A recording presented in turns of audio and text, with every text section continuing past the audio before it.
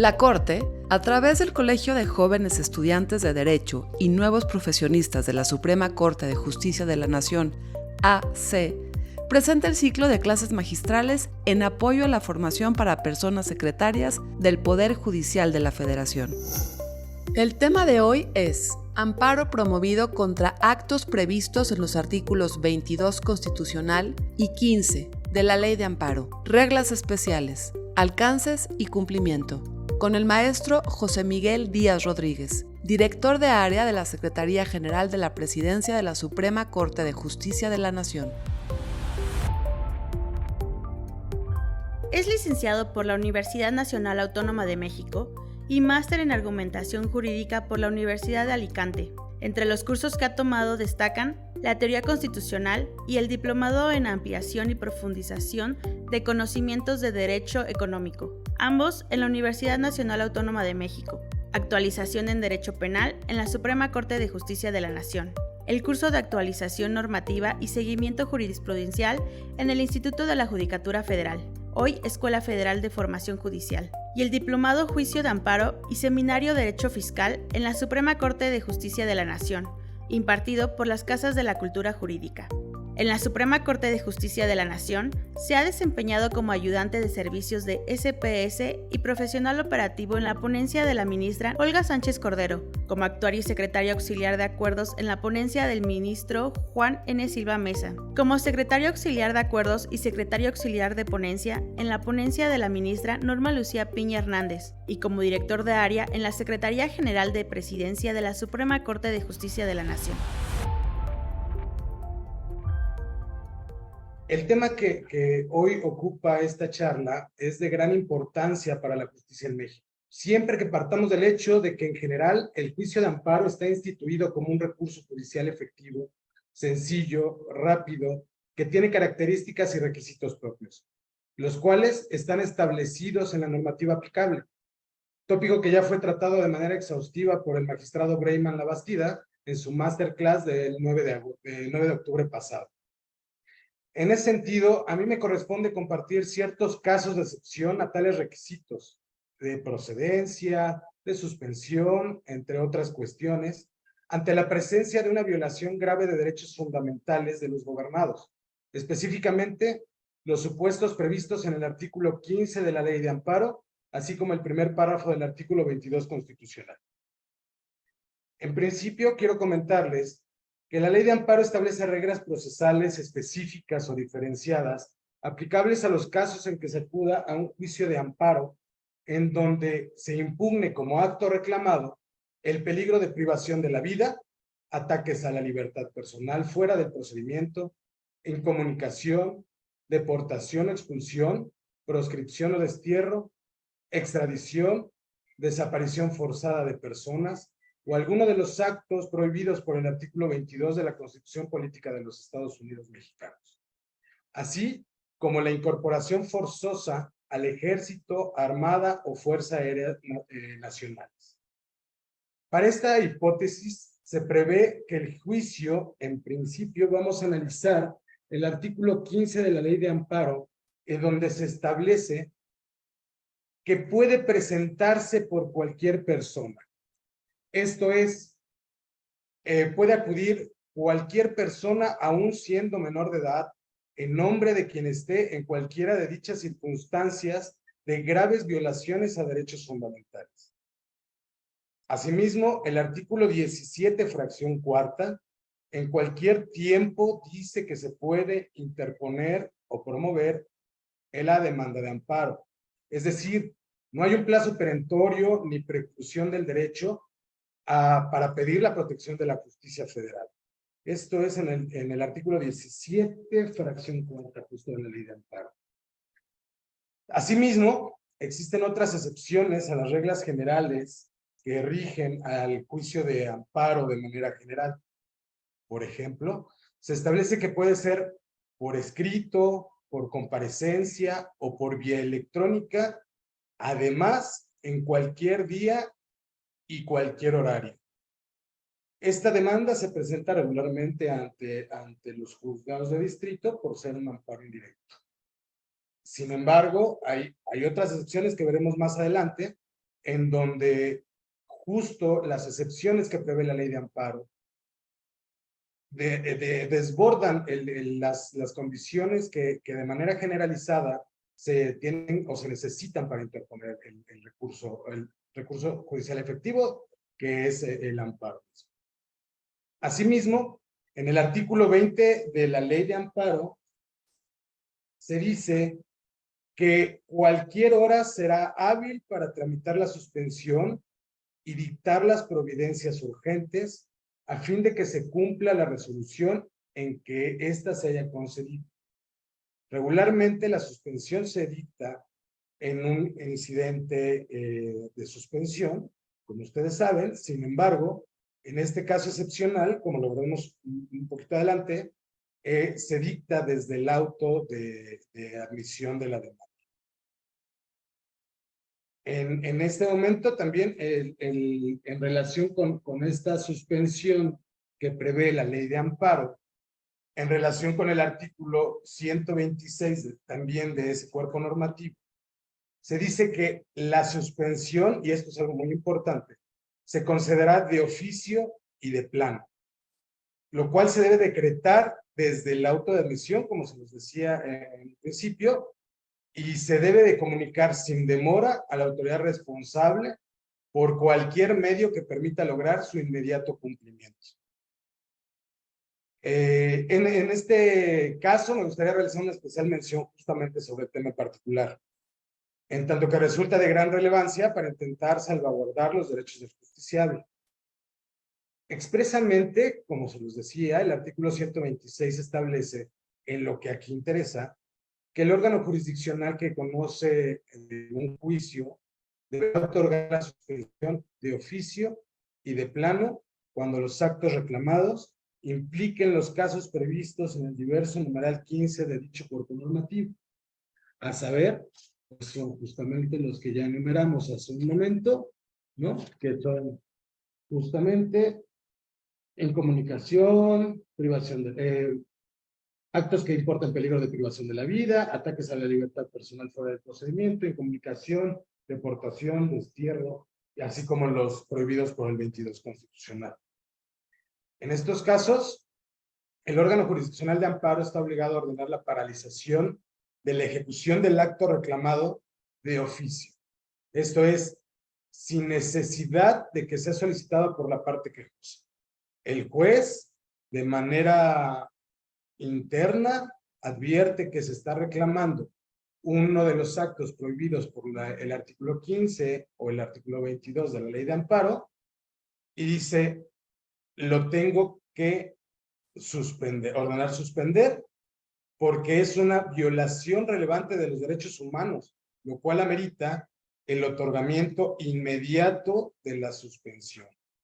Aun cuando por error o desconocimiento de la parte quejosa no lo hubiera solicitado en su demanda. Es decir, como recordamos hace un momento, lo puede presentar hasta un menor de edad.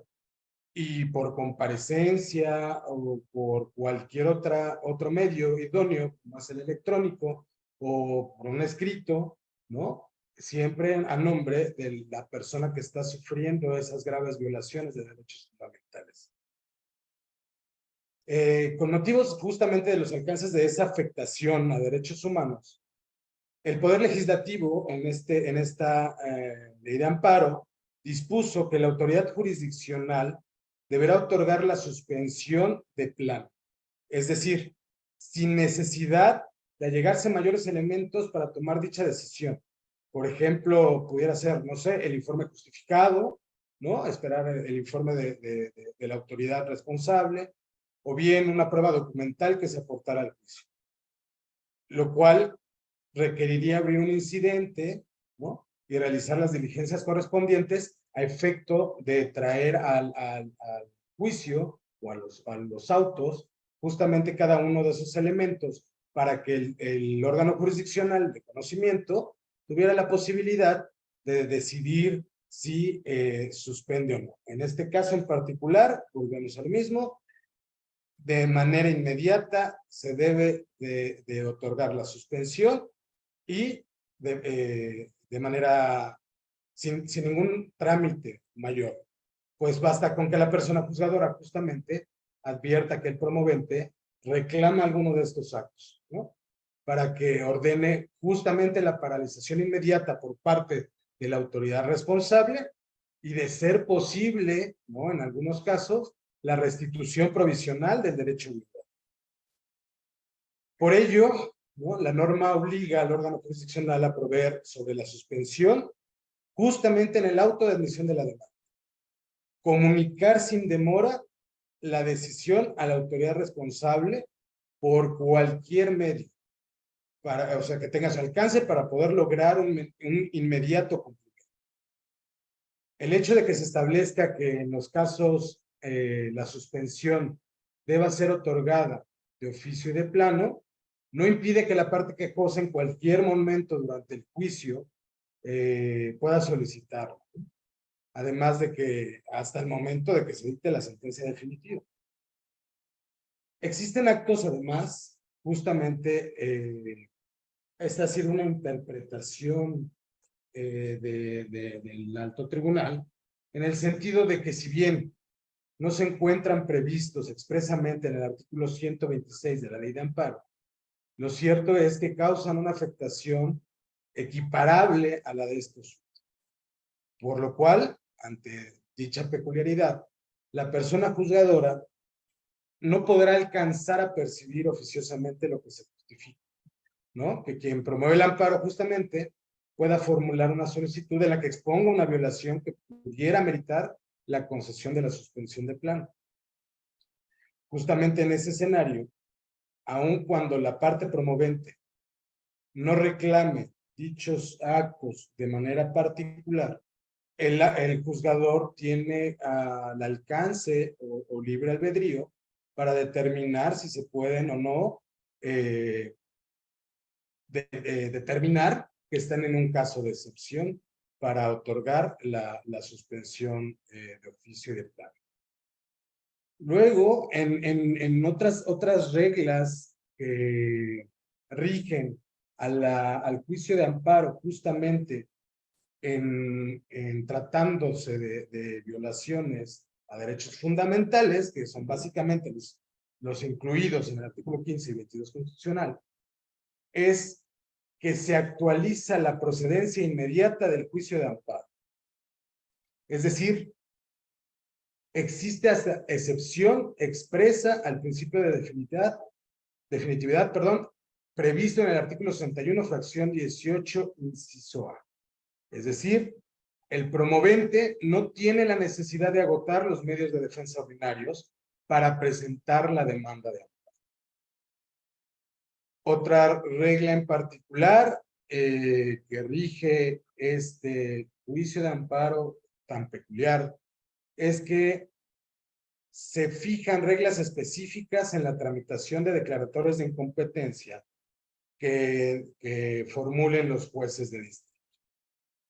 Por ejemplo, cuando se recibe una demanda de amparo y el juez de distrito ante quien se presenta considera que no tiene competencia para conocer de la demanda de amparo, declina la competencia a un órgano jurisdiccional o a un juzgado en el que crea o considere que se actualizan los supuestos de competencia, el cual podrá admitirla o aceptarla.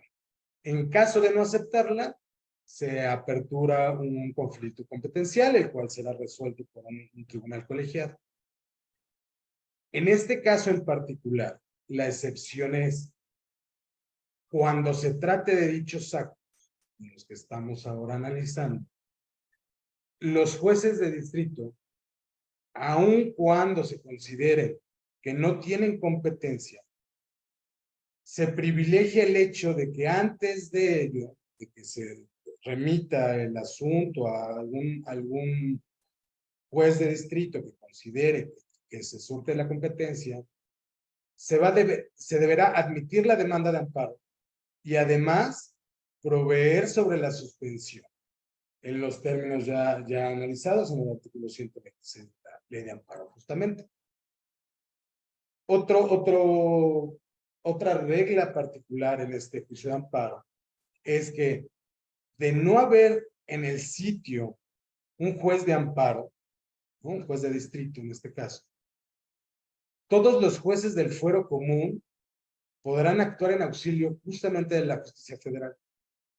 Y ellos tienen la obligación de recibir las demandas de amparo que se interpongan en contra justamente de este tipo de actos.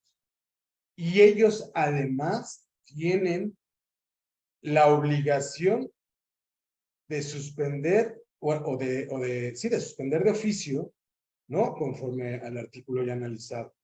Esto está previsto en el artículo 159 de la ley de amparo. Además, ya en el desarrollo del juicio de amparo, existe la posibilidad de que el quejoso alegue oralmente en las audiencias, lo cual es muy peculiar porque regularmente los alegatos pueden ser de manera escrita y se presentan previo a la audiencia constitucional. En este caso en particular, cuando se tenga la oportunidad de que el quejoso comparezca, justamente puede alegar oralmente. Eso también está previsto en el artículo 124 de la ley de amparo. En otro caso, en cuanto al cumplimiento de las ejecutores de amparo, cuando una autoridad responsable no cumpla cabalmente o con el amparo concedido, se puede interponer, como ustedes bien saben, el recurso de inconformidad, ¿no? Para poder impugnar la declaratoria de cumplimiento de una ejecutoria de amparo. Pero ese tiene un plazo, ¿no? Por regla general, como cualquier recurso, tiene un plazo. Sin embargo, tratándose de este tipo de hechos o de actos reclamados, el artículo 202 expresamente dice que podrá presentarse en cualquier tiempo, ¿no? Además, para beneficio de la parte quejosa, existe también una expresión en la ley de amparo, en el sentido de que no podrán aplicarse ninguna de las multas previstas por conductas procesales en la ley de amparo. Es decir, existen actualmente, ¿no? Con la nueva configuración de la ley de amparo, existen algunas multas que se pueden imponer. Sin embargo, por el caso tan particular de este tipo de asuntos, es que el legislador previó que para ponerlo en un mismo nivel, ¿no? Ante el grado de afectación a sus derechos fundamentales, pues que no se le impusieran tales multas. Por ejemplo, por poner un ejemplo, el artículo 248 dice que se aplicará una multa a quien designe de mala fe a una autoridad que no lo sea para dar competencia a un juez de distrito. En este caso en particular, obviando la particularidad del asunto, en donde lo puede presentar hasta en un juez local que actúa en auxilio de la justicia federal, pues digo, creo o considero que no sería idóneo aplicar dicha multa. Además, también existe el artículo 261 de la ley de amparo, donde dice que con propósito de obtener una ventaja procesal indebida, afirme hechos falsos u omita los que le consten. En este caso, de igual manera, ante tales violaciones, y si puede presentarse cualquier persona que haya tenido conocimiento, por lo menos mediano o de oídas, puede presentarse y solicitar el amparo justamente, y podrá decir cuestiones o manifestar algunas cosas que no le consten, ¿no? Lo cual no necesariamente tenga que ser. Entonces, en ese sentido, pues efectivamente también, ¿no? Se dispone que no se deben de imponer tales multas. Además, el legislador, justamente por los casos tan particulares o tan peculiares que prevén dichos artículos, Y la importancia que ya vimos que tiene el otorgar la suspensión de oficio cuando se conozca de este tipo de asuntos. Existen penas para los juzgadores que a sabiendas que se está impugnando uno de este tipo de hechos y no otorgan o no acuerdan la suspensión, en ese caso se prevén justamente sanciones como delitos. El artículo 265, fracción primera, por ejemplo, dice que se impondrá de 2 a 6 años de prisión, multa de 30 a 300 días, destitución o inhabilitación en el cargo por 2 a 6 años, cuando un juez de distrito o autoridad que conozca del juicio de amparo o cuando dolosamente no suspenda, dolosamente, ¿no? No suspende el acto reclamado a sabiendas que es uno de estos previstos en el artículo 15 de la Ley de Amparo y 22 de la Constitución Política, si dichos actos no se ejecutan por causas ajenas a su intervención. Es decir, ¿no? En dado caso que una persona alegue, no sé, desaparición forzada, por ejemplo, y en todo caso aparezca, ¿no? O la autoridad responsable diga está en tal lugar, y entonces ya no se ejecutó como tal, ¿no? Pero fue ajena a la intervención justamente del juez de distrito o de la autoridad que haya conocido del juicio de amparo. La única diferencia que tiene el artículo 266 de la Ley de Amparo es la pena, ¿no? Aumenta de 3 a 7 años de prisión, multa de 50 a 500 días, y así como destitución e inhabilitación de 3 a 7 años, pero cuando se lleva a efecto la ejecución de los actos reclamados. Aquí sí existe una ejecución, ¿no? Se materializó el acto reclamado e impugnado, y entonces dolosamente el juez de distrito no otorga la suspensión, y en ese supuesto se actualiza los elementos normativos de este delito. En fin, estas reglas diferenciadas justamente, que son aplicables a casos que bien vale referir como extremos o extraordinarios, se explican por sí mismas. En tanto que basta ver las hipótesis normativas que cubren para advertir que se trata de situaciones en las que está de por medio la vida, la libertad, la integridad personal, la permanencia en territorio nacional, bienes jurídicos, que son derechos humanos altamente preciados y que requieren justamente, ante situaciones de riesgo, la protección judicial más accesible que pueda darse, y que precisamente por ello, si se obstaculizara su trámite con exigencias de reglas procesales que en supuestos generales se aplican, en los que no existe tal urgencia en su tramitación, pues ahí en ese momento, pues sí se evidencia justamente la diferencia de tratamiento entre actos que son violaciones a derechos fundamentales de manera grave y en cualquier otro juicio de amparo, justamente, donde no se tiene esa urgencia y que tiene una razón de ser y resulta justificado el exigir tales reglas procesales estrictas. Pues bien, ante el peligro de que tales bienes jurídicos pudieran encontrarse y en aras de remover obstáculos para lograr una efectiva y oportuna protección judicial, la Ley de Amparo ha diferenciado expresamente tales casos.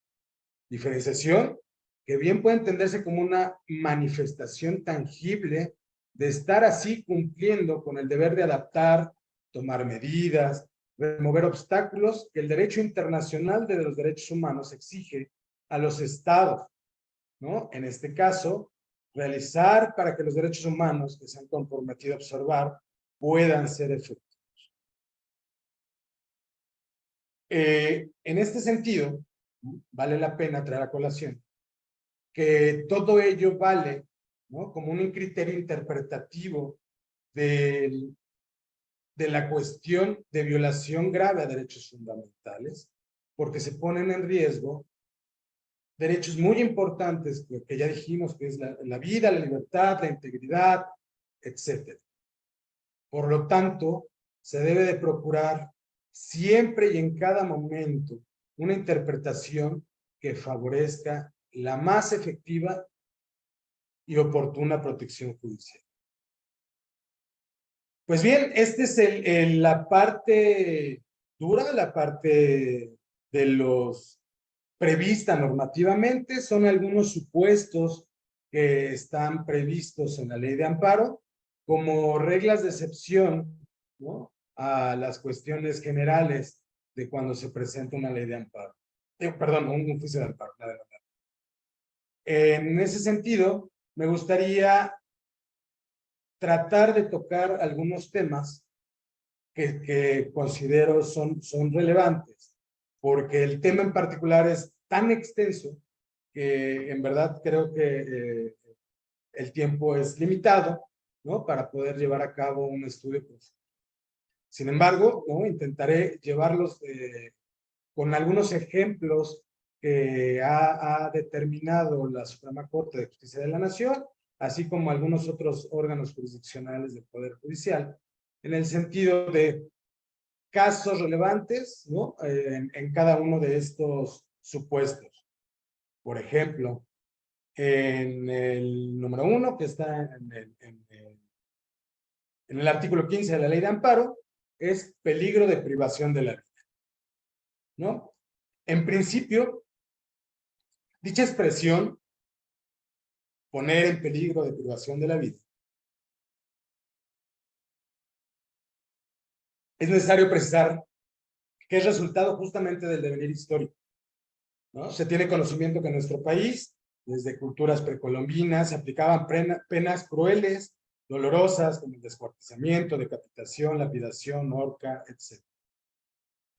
En la época de la Inquisición, por ejemplo, continuaron las prácticas de tortura, penas corporales, estigmatizantes, así como la pena capital, la que continuó vigente aún después del México independiente.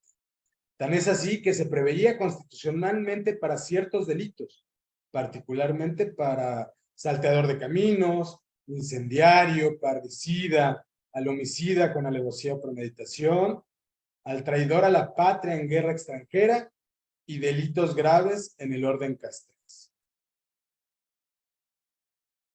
Este tema en particular, ¿no?, la pena de muerte, siempre fue motivo de discusión por los doctrinarios, los legisladores, a nivel jurisdiccional también.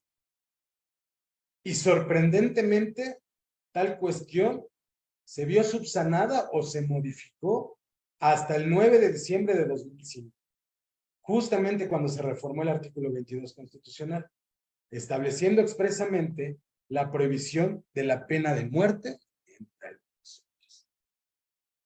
En ese sentido, ante la prohibición de dicha pena, el operador jurídico debe analizar caso por caso para determinar cuándo se está ante la presencia de actos que importen peligro de privación de la vida de los gobernados que asisten o acuden a promover una demanda de amparo.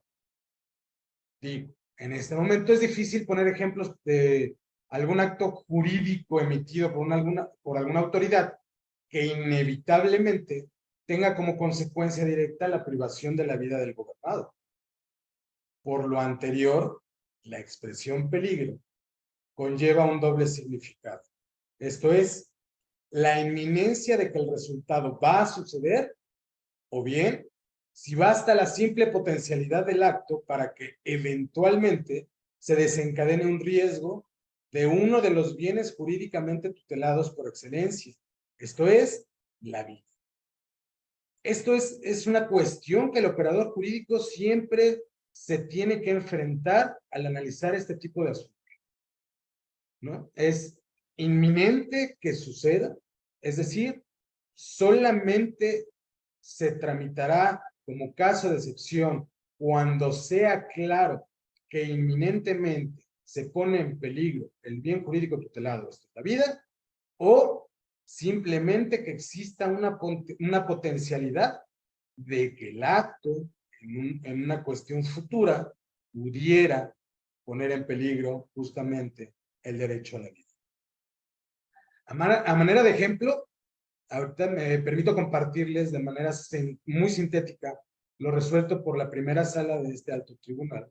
En la contradicción de tesis 42-2018, pueden ustedes ingresar al rol de expedientes de manera pública que este alto tribunal, ¿no?, mantiene para efecto de que todos los justiciables conozcan sus resoluciones. Sin embargo, permitiré hacer breves comentarios al respecto, ¿no?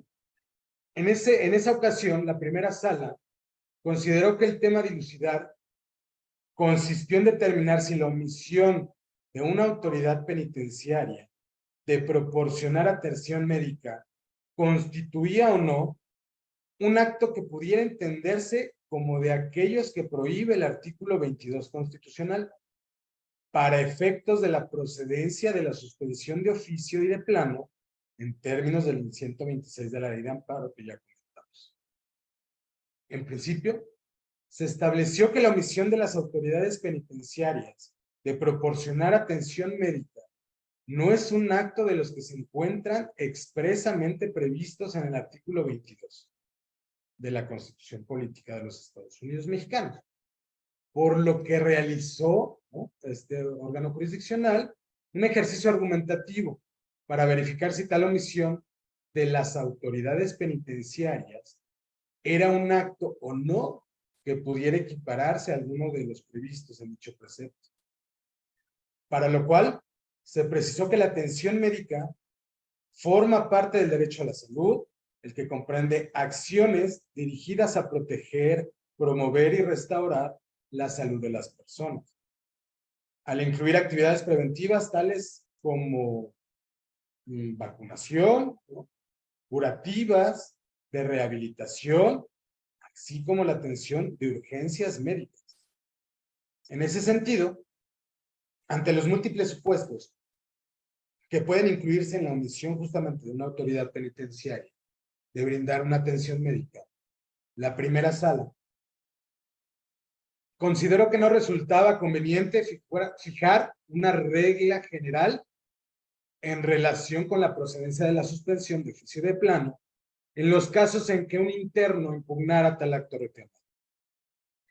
Ello porque no en todos los casos se coloca al quejoso necesariamente en una situación en la que su dignidad, integridad personal o su vida se encuentren gravemente comprometidas. Sin embargo, ese ejercicio argumentativo y andamiaje que construyó la primera sala a efecto de dar una respuesta a una contradicción de tesis, ahora contradicción de criterios, estableció que no desconocía que la atención médica requerida pudiera relacionarse con alguna lesión o padecimiento que requiriera actividades curativas o de rehabilitación, o bien, ¿no?, un caso de urgencia médica. Justamente en ese tipo de supuestos, pues la falta de atención oportuna sometería justamente al quejoso a cierto dolor físico, estado patológico, que incluso pudiera tener consecuencias irreversibles en su salud o la pérdida de su vida. Por ello, la primera sala estableció que la procedencia de la suspensión de oficio y de plano a que se refiere el artículo 127 de la Ley de Amparo deberá otorgarse de acuerdo con las circunstancias que imperen en cada caso concreto. De ahí que corresponderá al juez de amparo su concesión, a partir de un juicio valorativo en el que debe ponderar las manifestaciones contenidas en la demanda de amparo para determinar si la falta de atención médica que se reclama, prima facie, encuentran relación con la posible puesta en peligro de la integridad física, mental o de la vida misma del recluso. Pues bien, en este tipo de supuesto, Otro claro ejemplo que podemos tener en cuenta es el analizado en el tema relativo a la aplicación de las vacunas en el ámbito de la crisis sanitaria causada por el virus SARS-CoV-2, en la que se promovieron diversas demandas de amparo, en las que el operador jurídico tuvo la necesidad de ponderar en todo momento la posible puesta en peligro de la salud y la vida de diferentes grupos etarios de la población mexicana. En ese sentido, uno de los asuntos en los que se pronunció el Tribunal Pleno es la contradicción de tesis 255-2021. En ese asunto se analizaron diversas conclusiones a las que arribaron algunos tribunales colegiados en cuanto a la concesión o negativa de la suspensión de plano en sendos juicios de amparo indirecto promovidos en favor de adolescentes que se ubicaban en el sector poblacional de entre 12 y 17 años por la falta de aplicación de la vacuna en contra de dicho virus. En ese asunto, se precisó que los tribunales colegiados contendientes llevaron a cabo un ejercicio interpretativo respecto de los recursos de queja sometidos a su jurisdicción, en los que decidieron sobre la procedencia y otorgamiento de la suspensión de plano en el juicio de amparo ante la falta de aplicación de la vacuna. Lo anterior, pues mientras un órgano jurisdiccional contendiente determinó que los actos reclamados no actualizaban los supuestos del artículo 126, porque la falta de vacuna no comprometía de manera grave la salud ni generaba un peligro para la vida de los adolescentes. Además de que, de concederse dicha medida, se alteraría la política nacional de vacunación, por lo que en ese asunto dejó a salvo los derechos del adolescente para solicitar la suspensión en la vía incidental conforme al diverso artículo 128 de la Ley de Amparo. Por su parte, los otros órganos jurisdiccionales contendientes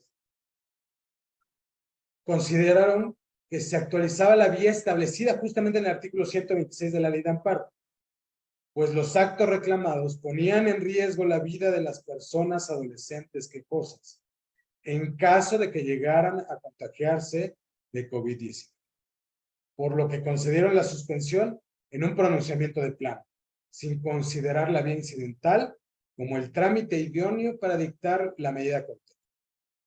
En ese sentido, la mayoría de los ministros integrantes del Tribunal Pleno consideró que la suspensión solicitada por la omisión de aplicar la vacuna debió proveerse a través de una vía distinta a la elegida por los órganos contendientes, a saber, la incidental oficiosa de conformidad con el artículo 127, fracción segunda de la Ley de Amparo, siempre que a consideración fundada y motivada de la autoridad no existiera una condición física o padecimiento que lo impidiera.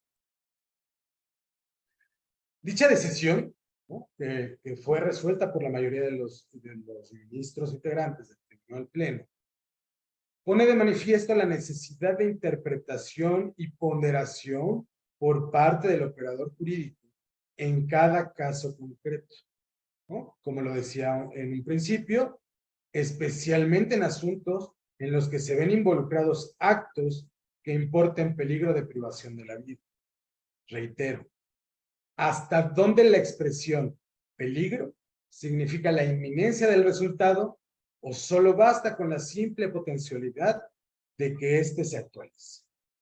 Así, a manera de reflexión para las futuras personas secretarias, pongo sobre la mesa el cuestionamiento consistente en que si era posible que en un ejercicio de ponderación entre los principios fundamentales involucrados, ¿no?, como lo es el interés superior de la infancia, vinculado con el derecho a la salud, permitieran advertir la pertinencia de la suspensión de oficio y de plano como la medida más eficaz para evitar, de forma inmediata y prioritaria, poner en riesgo la salud y la vida de los menores con la vacunación oportuna para protegerlos ante el eventual riesgo de contagio y agravamiento por la enfermedad COVID-19.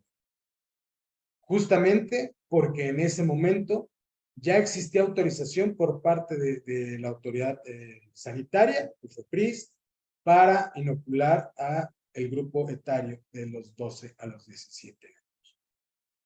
¿No? Estos son algunos ejemplos en cuanto a la puesta en peligro de la vida. Ahora nos vamos a proscripción, destierro, deportación, expulsión, incomunicación. Estas violaciones graves a derechos fundamentales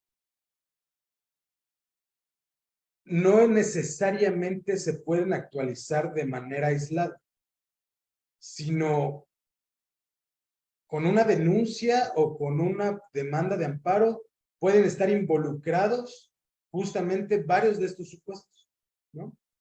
Por eso, por lo vasto de dichos temas, ¿no?, considero pertinente compartir, solo a manera de ejemplo, un asunto en el que me tocó proponer el proyecto de resolución en la primera sala.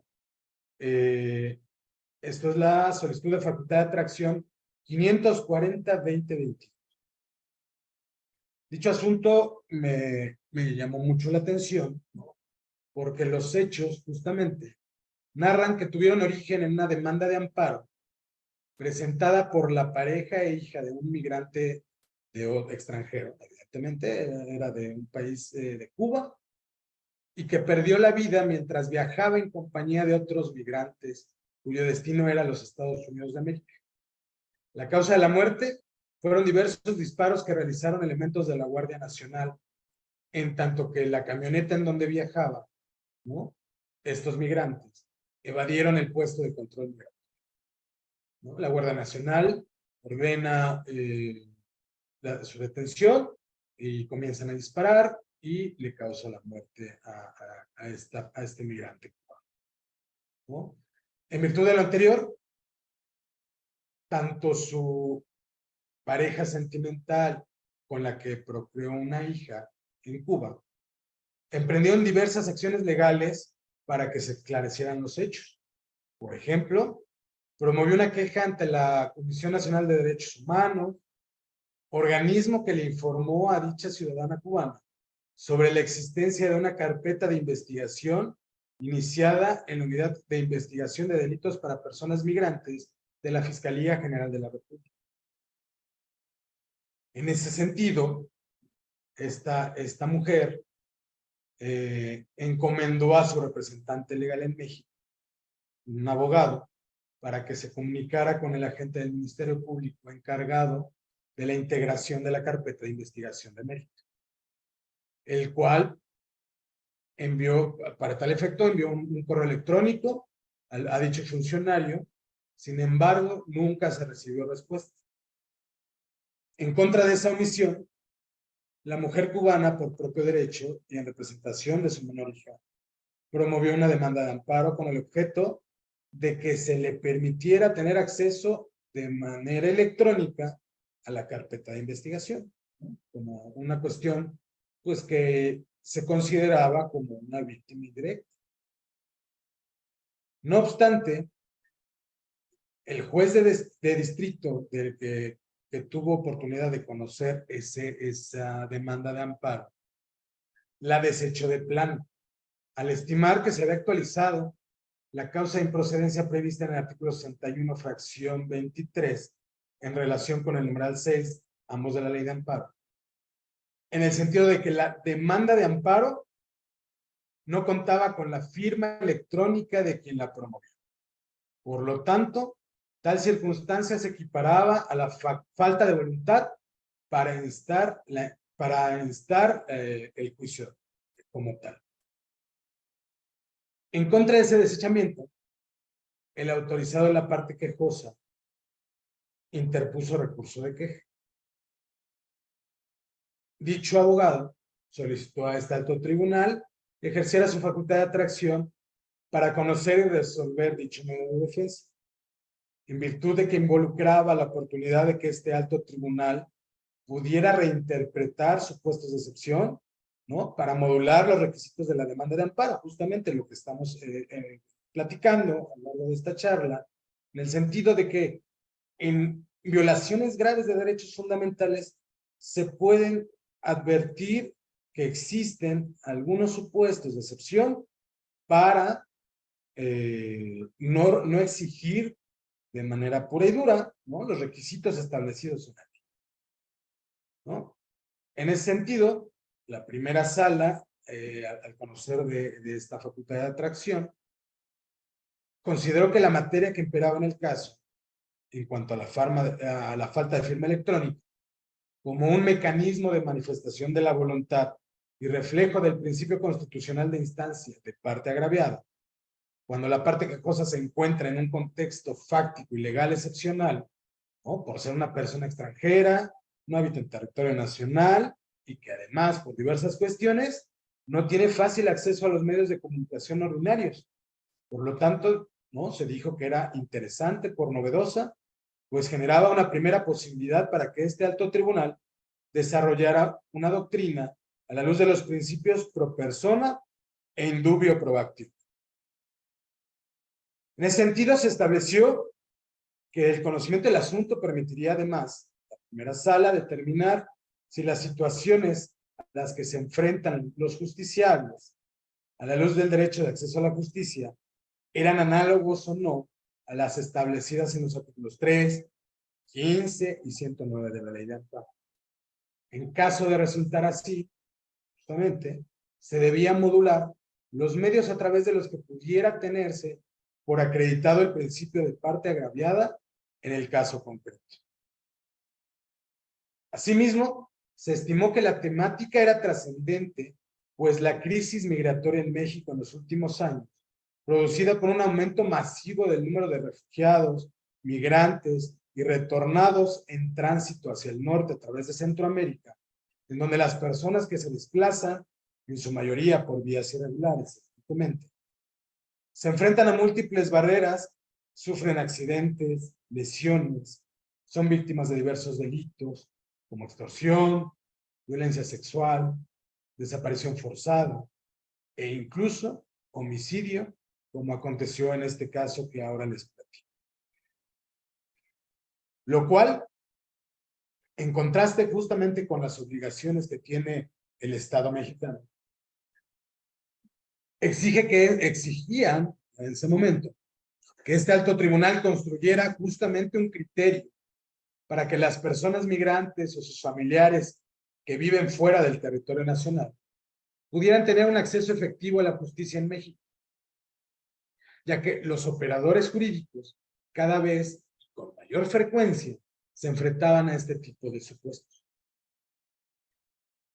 Una vez integrado el expediente, ya como recurso de queja, en donde se declaró que efectivamente la primera sala había hecho ejercicio de la facultad de atracción, se integra el recurso de queja como una cuestión excepcional para conocer un tipo de asuntos que no conocería de manera regular la Suprema Corte.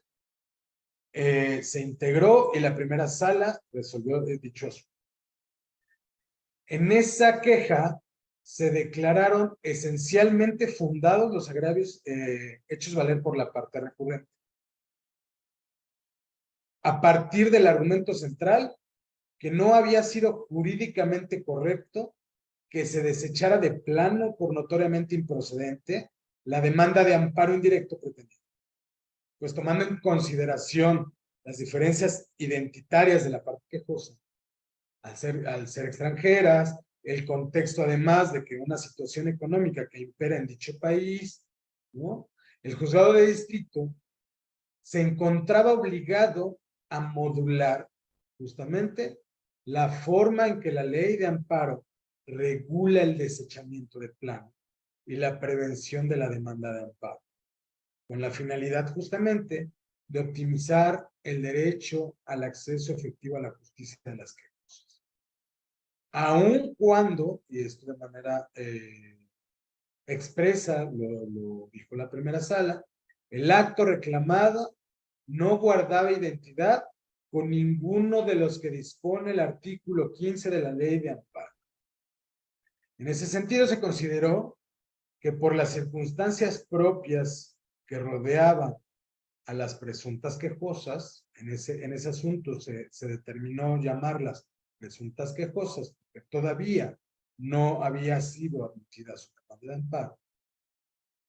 Por lo cual, si bien debían de cumplir con la imposición en el escrito de demanda de una firma autógrafa, o bien hacer uso de la firma electrónica, en dado caso que decidieran ocupar justamente el juicio en línea, lo cual también de auto se advierte que efectivamente tenía un grave problema fáctico, porque la mujer cubana evidentemente no tiene un CURP. Luego entonces no puede tramitar, ¿no?, la firma electrónica para el juicio en línea. Por lo tanto, se dijo que sí, efectivamente tenía que venir o firmada de puño y letra o bien electrónicamente, de alguna manera, ¿no? Ello justamente para cumplir con el principio rector del juicio de amparo de instancia de parte agraviada, en aras de privilegiar justamente el derecho humano de acceso a una tutela judicial efectiva. El juzgador de amparo tenía diversas obligaciones. Y es muy importante, ¿no? Porque aun cuando no encuadraran en los supuestos que prevé el artículo 15 de la ley de amparo, ¿no?, justamente el operador jurídico tiene la necesidad de revisar y no aplicar el derecho de manera tajante, ¿no?, en perjuicio del justiciado.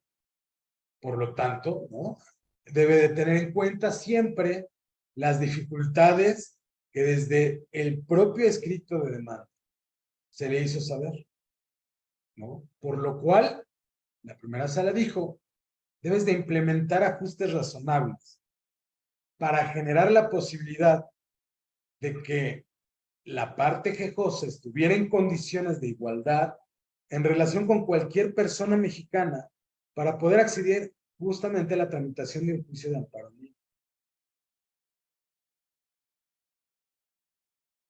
Esta expresión que se hace en dicha queja, en la parte de la sentencia, se dice, en función de que las presuntas quejosas ya son posibles víctimas indirectas de actos de autoridades mexicanas, porque justamente su expareja, el padre de su hija, perdió la vida a manos de elementos policiales de la Guardia Nacional, aunado a que se quejan de que no se les otorga el derecho de toda víctima de conocer la verdad de lo ocurrido, porque no se les permite acceder justamente a la carpeta de investigación que presuntamente la Comisión Nacional de Derechos Humanos le compartió la información de que existe en proceso por motivo de la muerte del familiar migrante, ¿no? Y justamente por eso acuden a la justicia federal buscando la protección mediante este medio de control constitucional. Entonces, el juez de distrito, en ese caso se le ordenó que debía de advertir tales circunstancias, ¿no? Que no podían cumplir con colmar, ¿no?, ciertos requisitos por su propia condición de extranjeras, por la cuestión de que viven en otro país y además de las cuestiones fácticas o económicas que imperan en dicha nación, pues dice, si les requerimos o les exigimos que cumplan con un requisito establecido legalmente y no hacemos un ajuste razonable, pues conlleva necesariamente una doble victimización irracional, ¿no? Porque no se puede tenía otros medios para que el juez de distrito implementara, justamente para poder ratificar la demanda y no se desechara de plano. En ese sentido, se declaró fundado el recurso de queja y consecuentemente se revocó el acuerdo impugnado. Por tanto, se le ordenó al juez dictar un nuevo proveído en el que, atendiendo a las circunstancias de vulnerabilidad de las personas quejosas, privilegiando siempre su derecho al acceso a la justicia eficaz y expedita, las requiriera justamente para que manifestaran si era su deseo ratificar o no la demanda y se dejara constancia escrita de su respuesta.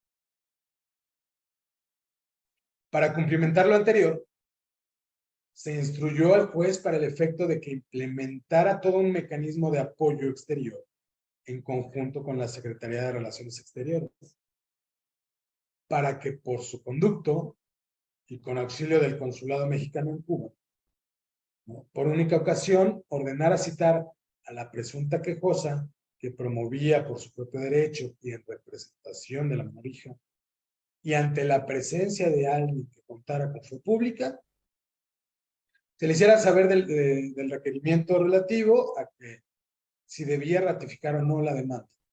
Además, que no se realizara ningún medio de coerción para llevarla, para presentarla, ¿no?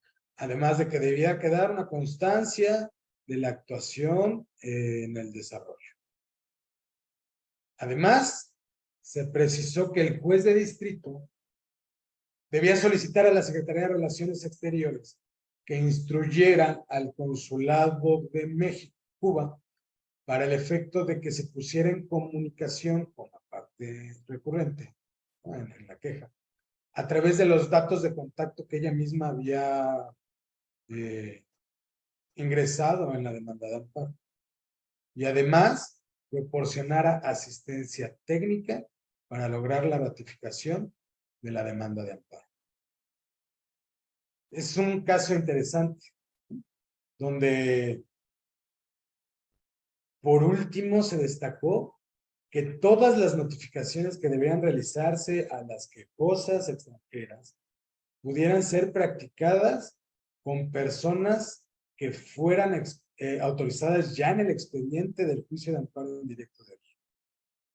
Les comento, son asuntos muy peculiares en donde el Tribunal Constitucional del país tiene la necesidad de fijar un criterio para que los jueces de distrito y tribunales colegiados, para los que son obligatorias las entonces jurisprudencias, ahora precedente obligatorio, no emitan sentencias contradictorias en medida de lo posible. Además de fijar justamente la doctrina en casos concretos. Ahora bien, el siguiente tema veo que es desaparición forzada de personas. Este tema en específico, la verdad es que considero insuficiente el tiempo para exponerlo a cabalidad, pues contiene diversas aristas de gran magnitud para la impartición de justicia. Sin embargo, sin el ánimo de ser exhaustivo, estimo conveniente puntualizar algunos aspectos vinculados con temas motivos de esta charla, particularmente los alcances del juicio de amparo y el cumplimiento de las respectivas ejecutorias. En ese sentido, es menester referir que, como tema complejo, tanto político y social, jurídico, ¿no?, que desafortunadamente vive nuestro país.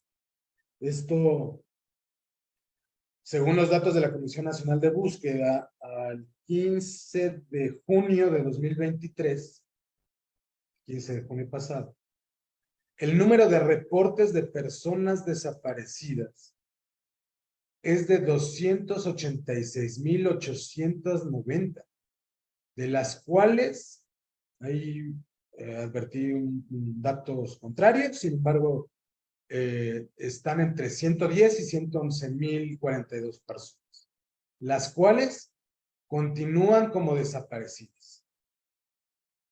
Además, un dato, cerca del 60% de las personas reportadas como desaparecidas o no localizadas son menores de 35 años. La propia Comisión Nacional de Búsqueda dice se está desapareciendo a la juventud de México. Los estados donde se concentra el mayor número de reporte son, entre otros, ¿no? Pero los que encabezan, desgraciadamente, son Jalisco, Tamaulipas y el Estado de México. En ese sentido, el tema es complejo, es doloroso ¿no? para la sociedad en general,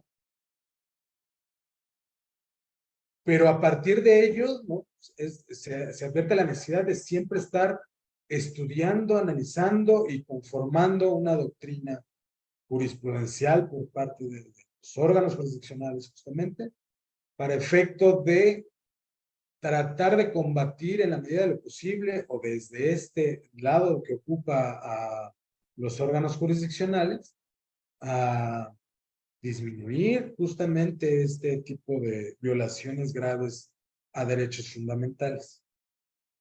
¿Por qué lo comento?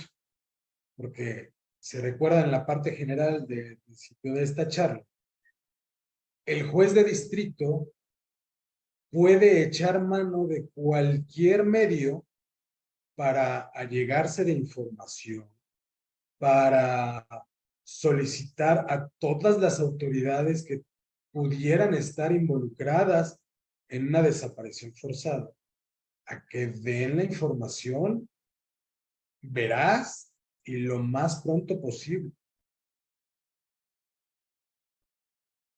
En ese sentido,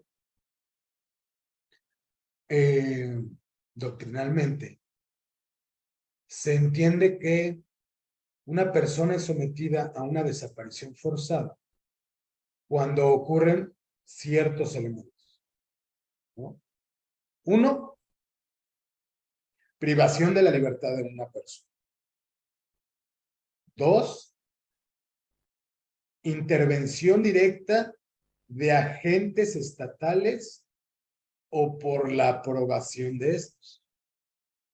Y además, la negativa de tales autoridades de reconocer la detención y de revelar la suerte o paradero de la persona involucrada. Son tres elementos que, si se conjugan, podemos estar en un caso que evidentemente es de desaparición forzada. Al respecto, la Corte Interamericana de Derechos Humanos ha construido una línea jurisprudencial en materia de desaparición forzada de personas.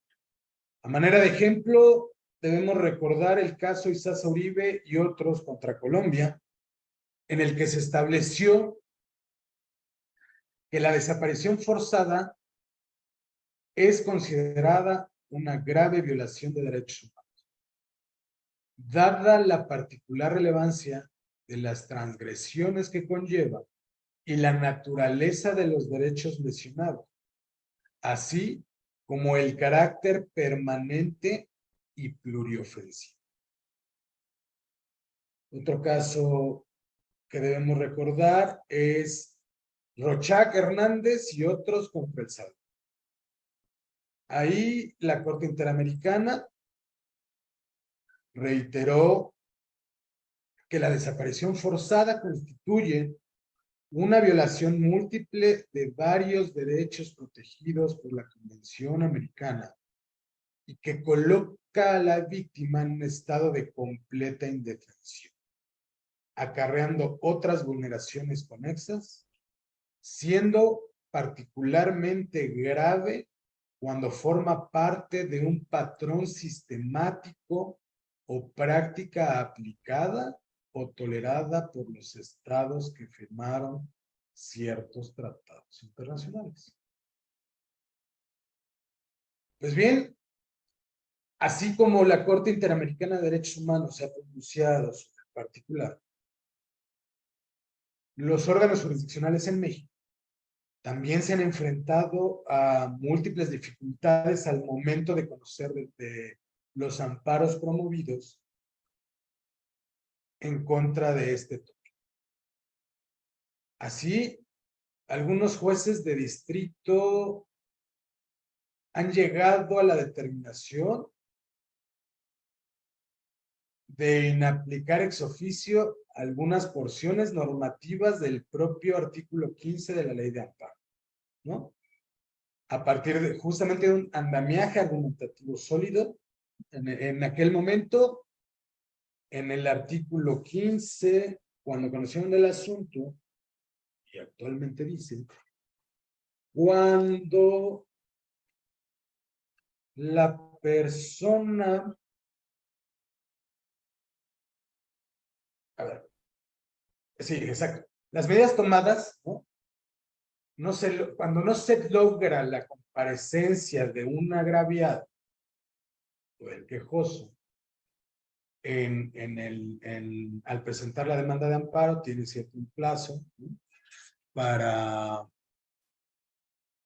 que se presente la parte quejosa y ratifique la demanda de amparo, ¿no? En ese caso, el artículo 15 dice que a pesar de todas las medidas tomadas por el órgano jurisdiccional y no se logra dicha comparecencia, se deberá resolver sobre la suspensión, ordenar suspender el procedimiento principal y hacer los hechos del conocimiento del Ministerio Público. Asimismo, en el párrafo quinto, me parece, dice, transcurrido un año sin que nadie se apersone en el juicio, se tendrá por no interpuesta la demanda de amparo. Por tanto, algunos jueces de distrito, ¿no? en un análisis riguroso y pro persona, consideraron que no resultaba factible supeditar la tramitación del juicio ni condicionar el dictado de una sentencia en tratándose justo de desaparición forzada, no así de algunos otros de los casos, 15, como puede ser, no sé, peligro a la privación de la vida, ataques de la libertad por el procedimiento, en comunicación, etcétera, en función de que tal acto, ¿no?, grave violación de derechos fundamentales, tiene como nota distintiva que al menos un elemento del Estado sustraiga del ámbito jurídico a una persona, por lo que justamente será una petición de principio imponerles dicha carga procesal, no obstante que se encuentren impedidos en el goce y ejercicio de sus derechos ante dicha violación. Además, los jueces de distrito han dicho que en caso contrario, el juicio de amparo se convertiría en un recurso judicial que no es efectivo, lo que sería contradictorio del artículo 25 de la Convención Americana sobre Derechos Humanos. Como nota peculiar sobre este tema, la Suprema Corte no había tenido la oportunidad de pronunciarse, aun cuando la primera sala conoció de dos amparos en revisión, esto es el 315-2019, así como 313-2020, en donde el tribunal colegiado, que previno en el conocimiento, reservó jurisdicción para conocer de la inaplicación ex oficio del artículo 15, párrafos 3º, 4º y 5º de la Ley de Amparo, efectuado por el juez de distrito al momento de tramitar la demanda de amparo y el juicio. En particular, al momento previo de dictar la sentencia respectiva. En ese asunto, la primera sala advirtió que se actualizaba un impedimento técnico para realizar el análisis respectivo,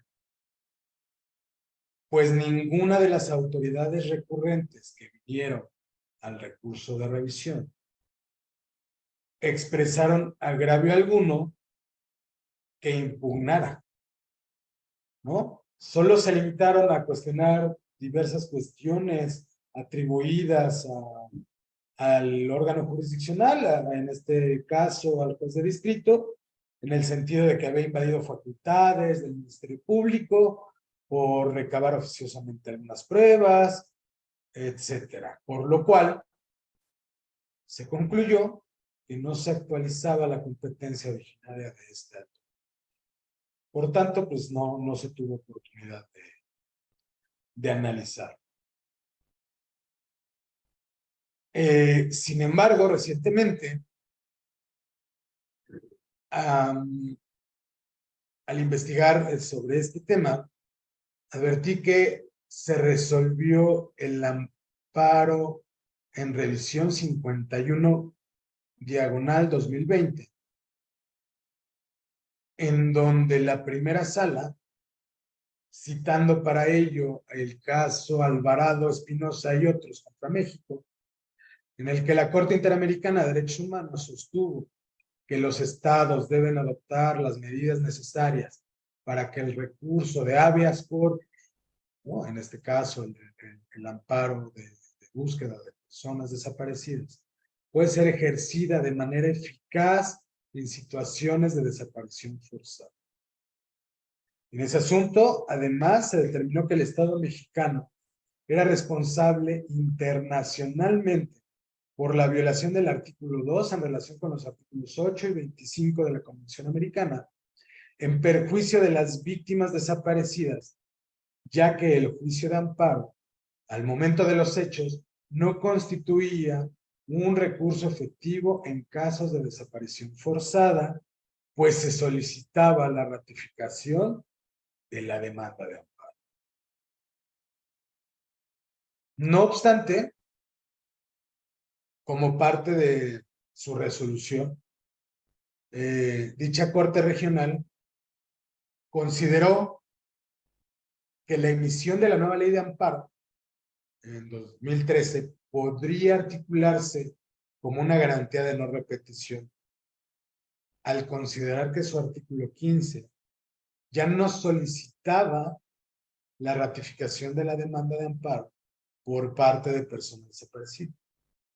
Por lo que en dicho amparo en revisión, la primera sala consideró expresamente, creo por primera vez, en la ocasión, que en el juicio de amparo no se requiere que la persona desaparecida ratifique su demanda, pues constituye una imposibilidad material que de solicitarse constituiría un obstáculo para el derecho de acceso a la justicia y a un recurso judicial efectivo.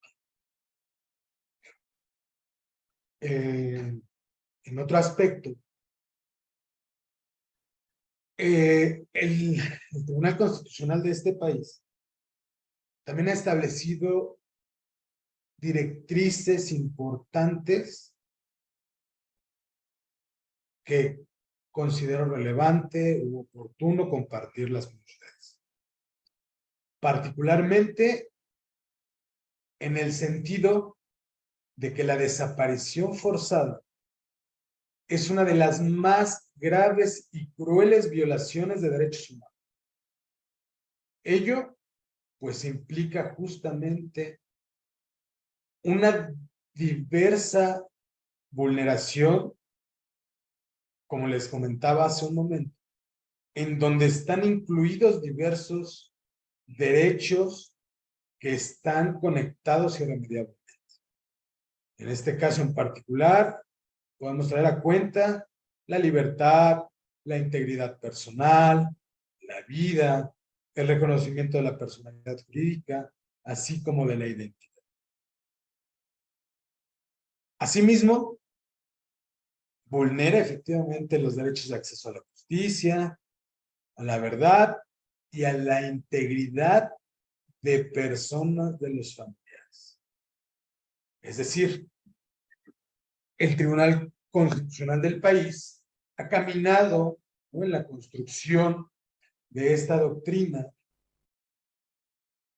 para el efecto de ir reconociendo y proponiendo o estableciendo ciertas directrices para que los jueces de distrito y tribunales colegiados tengan la oportunidad de conocerlos y aplicarlos en los casos.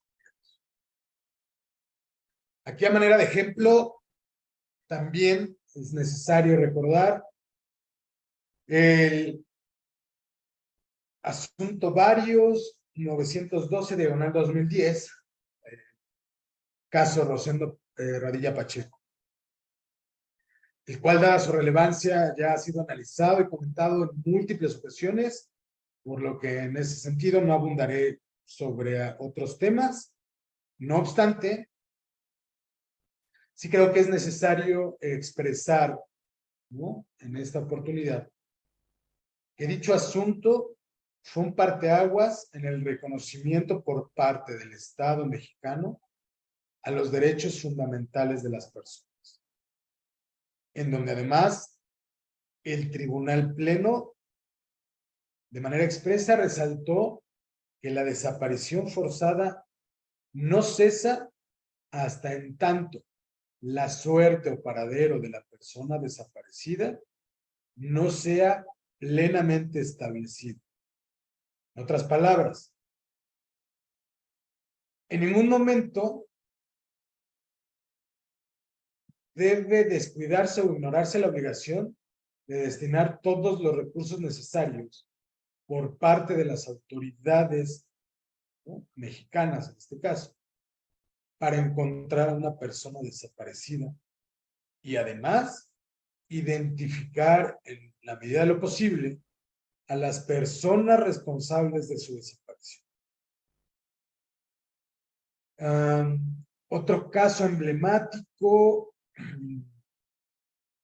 es el amparo en revisión 1077/2019, resuelto también por la primera sala.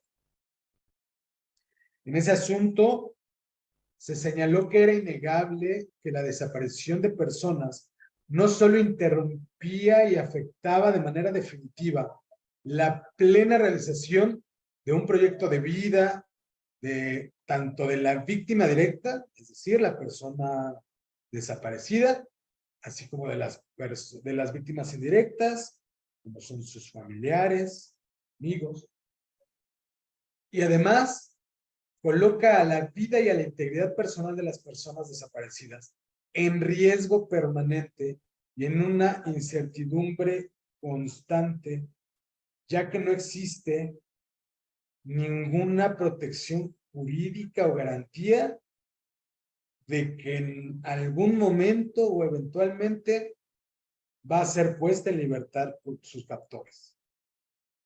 De ahí, en dicho asunto también se estableció que la búsqueda inmediata, acuciosa y diligente de las personas desaparecidas era una obligación ineludible a cargo del Estado.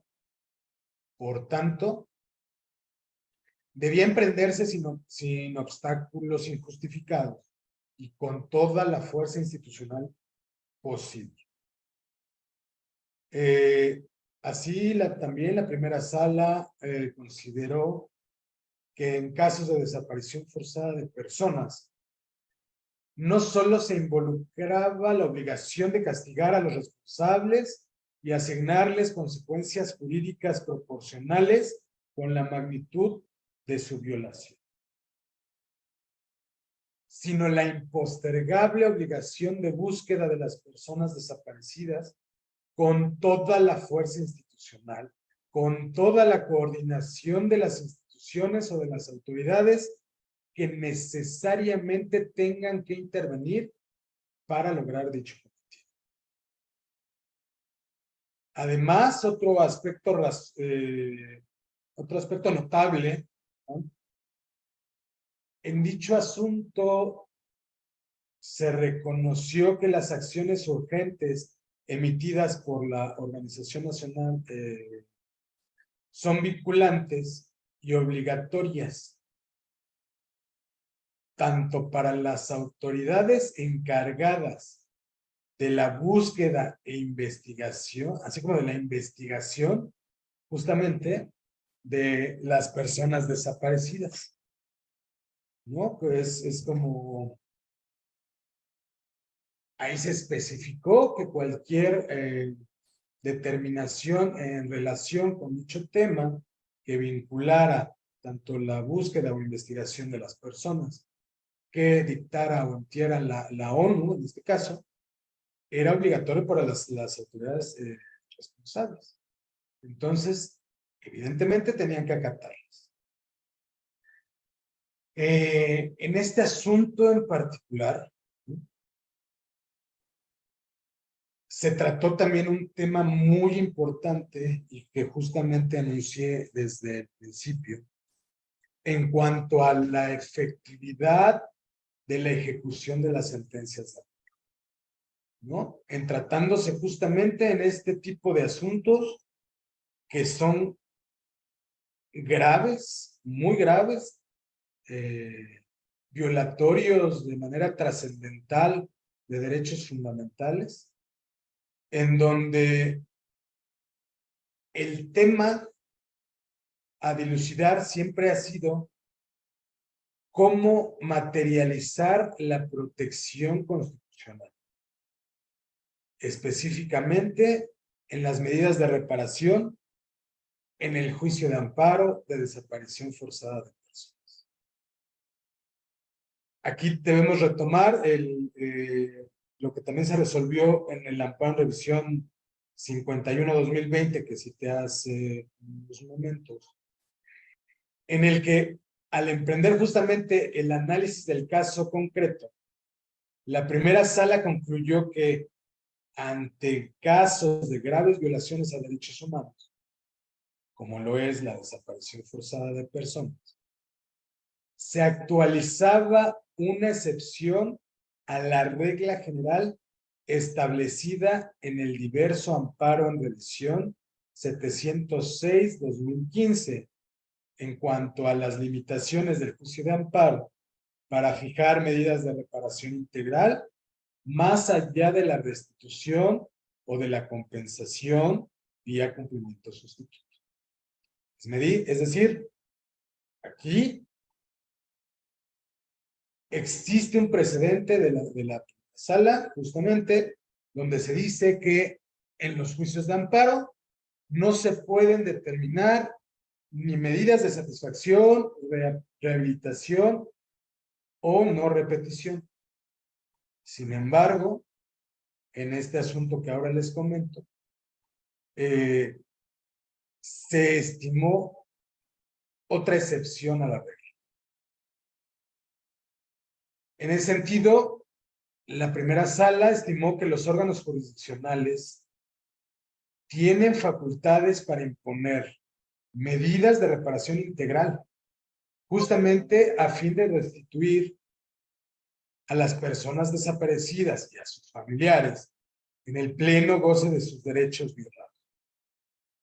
Por lo cual, pueden válidamente imponer medidas de restitución que comprenden el restablecimiento de la libertad en casos de desaparición forzada, por ejemplo, medidas de rehabilitación, como pudiera ser atención médica, psicológica, psiquiátrica, para que justamente las víctimas indirectas, sus familiares, puedan hacer frente a los hechos victimizantes y a todo el contexto que implica la búsqueda de sus familiares. Además, medidas de satisfacción que impliquen la búsqueda de las personas desaparecidas de los cuerpos u osamentas, así como la ayuda para recuperarlos, identificarlos y volver a inhumarlos. Garantías de no repetición, como el de no revictimizar ni criminalizar a las víctimas, y medidas de compensación en atención a la gravedad del daño sufrido. Así, la primera sala advirtió que únicamente estableciendo medidas de reparación integral se podría restituir a las víctimas de desaparición forzada en el goce de sus múltiples derechos recuperados, justamente de conformidad con lo dispuesto en el artículo 1 de nuestra Constitución Política de los Estados Unidos Mexicanos. Finalmente, a manera de ejemplo también, y espero no haberlos aburrido ya con estos datos, vamos a traer a cuenta los asuntos en donde se han analizado justamente los actos prohibidos por el artículo 22 constitucional. Efectivamente, en el 22 constitucional son múltiples supuestos como pena de muerte, mutilación, infamia, azotes, tormento, multa excesiva, ¿no? Lo cual, como también lo habíamos comentado con antelación, pueden no verse violentados de manera autónoma, sino que varios de esas cuestiones están involucradas en un caso concreto, ¿no? También por su amplitud, solo haber referencia justamente a un tema que considero importante. Justamente la doctrina constitucional que ha establecido la primera sala respecto al derecho humano de no ser objeto de tortura, el cual justamente se ha dicho que está reconocido en el artículo 22 de nuestra Constitución. La primera sala ha desarrollado toda una doctrina de manera amplia que podemos advertir de todas las jurisprudencias que tiene en el semanario judicial, pero se ha desarrollado en dos grandes vertientes, tanto como su impacto como violación de derechos humanos y como delito, ¿no? Entonces, esta cuestión o esta doctrina que ha desarrollado la primera sala, justamente se ha desarrollado a partir de que la integridad personal en tanto derecho humano deriva su contenido directamente de la dignidad humana. De ahí que el alcance del derecho a la integridad personal justamente es la prohibición de infligir a las personas torturas y malos tratos. En múltiples precedentes, la primera sala ha establecido sobre el particular justamente que el tormento de cualquier especie se refiere a aquellos actos y omisiones que afectan gravemente a la dignidad e integridad personales, como pueden ser los actos de tortura y otros tratos crueles, inhumanos o degradantes, de conformidad con el marco constitucional y convencional. Por lo tanto, se establece su prohibición y se reconoció que tal derecho es uno absoluto que pertenece al dominio del jus cogens internacional. Es decir, es un derecho que no puede ser violentado y pertenece de manera internacional a no ser objeto de cualquier acto que implique una tortura. Mientras que sus consecuencias justamente de esta violación impactan justamente, como lo hemos dicho, en dos vertientes: violación de derechos humanos y Y a partir de ello surgen diversas obligaciones del operador jurídico. Al tener conocimiento de un alegato de tortura, por ejemplo, en un procedimiento penal.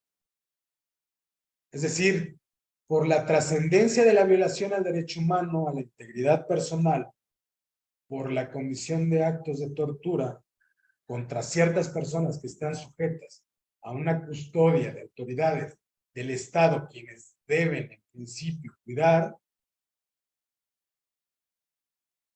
se generan grandes consecuencias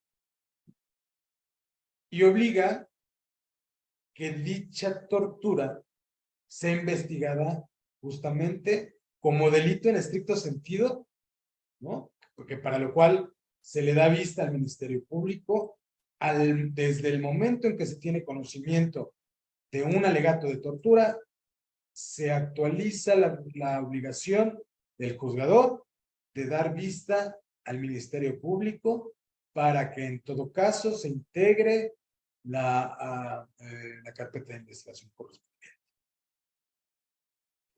Por otra parte, como violación a derechos humanos,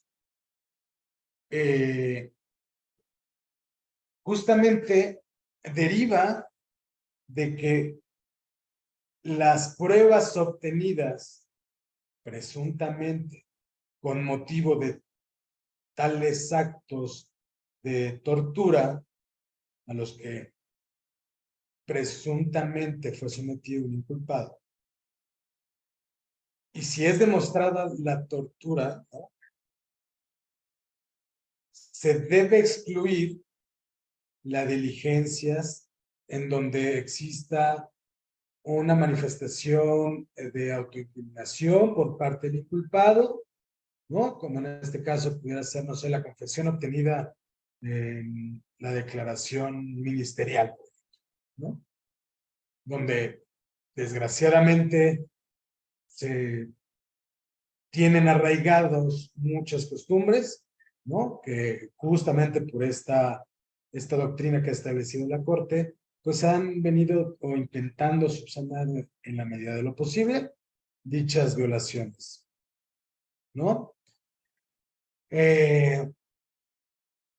Así, ¿no? De manera genérica, la primera sala ha establecido también que las personas que denuncian tortura tienen derecho a que las autoridades intervengan de manera expedita para que su acusación sea investigada, justamente, examinada a través de un juicio penal.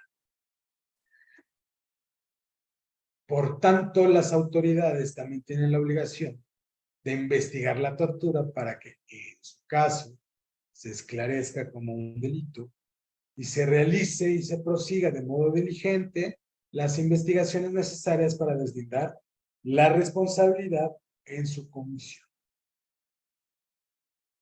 Dicha obligación de proteger el derecho recae en todas y cada una de las autoridades del país, no solo aquellas que deban investigar o juzgar el caso.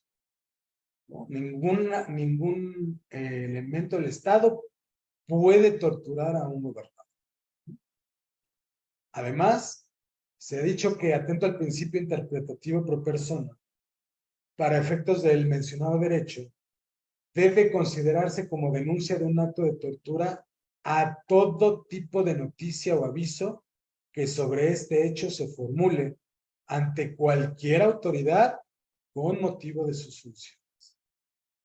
Además, cuando una persona ha sido sometida a coacción para quebrantar la expresión espontánea de su voluntad, ¿no? Por lo cual, esto tiene impacto en el proceso como violación de derechos fundamentales, para excluir las pruebas obtenidas mediante estos actos de tortura.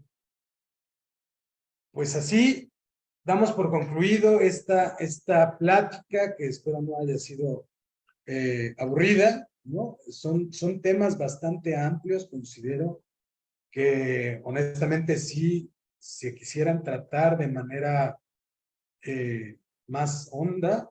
Sí, necesitamos más tiempo para poder verificar todos y cada uno de los elementos de estas cuestiones. Sin embargo, espero haber sido claro en la exposición y haber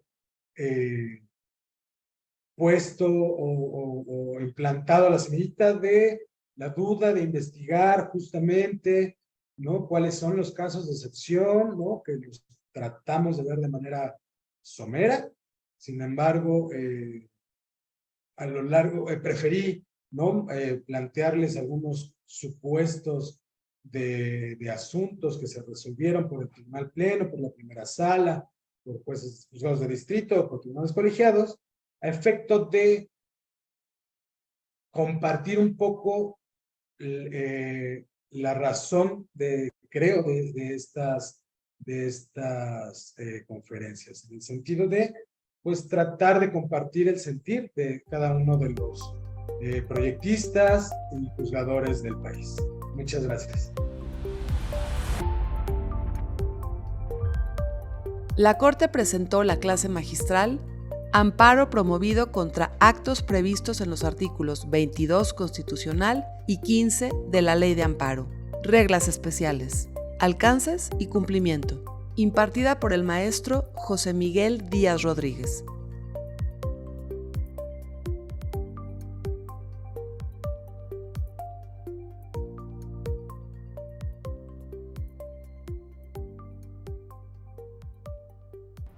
La Corte contigo.